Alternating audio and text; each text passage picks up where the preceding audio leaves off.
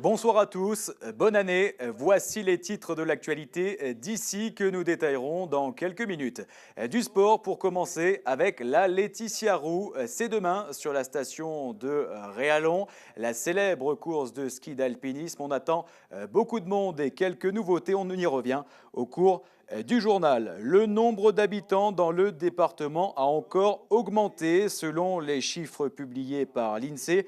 Le 0,5 est passé de 130 752 habitants en 2006 à 138 605 en 2011, soit près de 8 000 personnes. De plus, il y avait de nombreuses animations hier soir dans le département pour fêter le Nouvel An. Plus de 2000 personnes à Saville-le-Lac pour le feu d'artifice du monde également sur les pistes de Montgenèvre, sans oublier la représentation du Petit Poucet au parc de la Chape de Briançon. Aujourd'hui, c'était le Nouvel An, mais c'est aussi un jour comme l'un autre pour les anniversaires. Jean-Yves Dussert est par exemple né un 1er janvier. Alors aujourd'hui, le président du CG fête-t-il la nouvelle année ou son anniversaire? Écoutez sa réponse.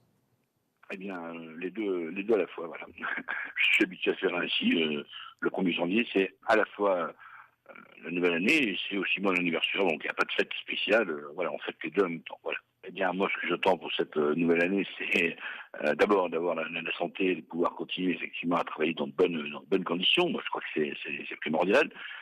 Et puis ensuite de pouvoir continuer à m'atteler à ma tâche et à mes fonctions dans les différentes fonctions qui sont les miennes pour conduire les collectivités dont j'ai la charge le mieux possible et dans les meilleures conditions possibles. Et puis bien sûr, je pense forcément à l'ensemble de mes concitoyens à qui j'adresse aussi tous mes vœux à cette occasion, et je pense à mon département, je pense à mon pays également, pour lequel j'espère en tout cas que ce pays sortira de la crise et saura revenir sur le chemin de la croissance.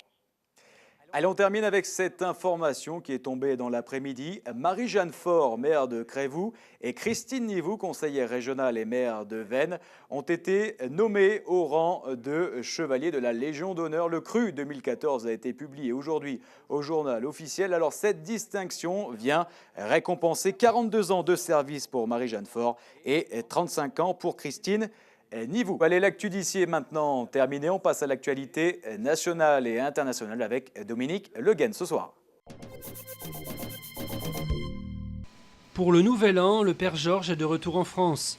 Libéré un mois et demi après son enlèvement au Cameroun par un groupe islamiste nigérian, Georges Vandenbush a été accueilli par François Hollande à l'aéroport militaire de Villacoublay au petit matin, quelques heures après que le président eut présenté ses vœux aux Français. Plusieurs changements entrent en vigueur ce 1er janvier. Le SMIC augmente légèrement de 12 € par mois pour un temps plein, ainsi que le RSA. Mais la TVA augmente aussi, passant notamment de 7 à 10% pour les transports, les restaurants et les hôtels. La validité de la carte d'identité passe, elle, de 10 à 15 ans. Côté européen, Bulgares et Roumains sont désormais libres de venir travailler en France, et la Lettonie devient le 18e pays à adopter l'euro. Michael Schumacher aura lui passé le réveillon toujours dans un coma artificiel. Le pilote allemand, au chevet duquel s'est rendu Jean Todt, son ancien patron chez Ferrari, est toujours dans un état critique mais stable à l'hôpital de Grenoble après son accident de ski à Méribel en Savoie. Des vœux de nouvelle année aussi belliqueux que paranoïaques, en souhaitant aux familles de son pays de déborder de joie et de bonheur, le dictateur Kim Jong-un a agité le risque d'un désastre nucléaire massif dans la péninsule coréenne en cas de nouvelle guerre contre la Corée du Sud et les États-Unis. Pendant ce temps, dans d'autres pays du monde, on fêtait le passage à 2014 librement, comme ici à Times Square, à New York, à Paris sur les traditionnels Champs-Élysées, à Marseille, ville qui a bouclé son année de capitale européenne de la culture, à Istanbul en Turquie, ou encore à Tokyo au Japon, où un lancer de ballon a côtoyé les traditionnels rituels shinto.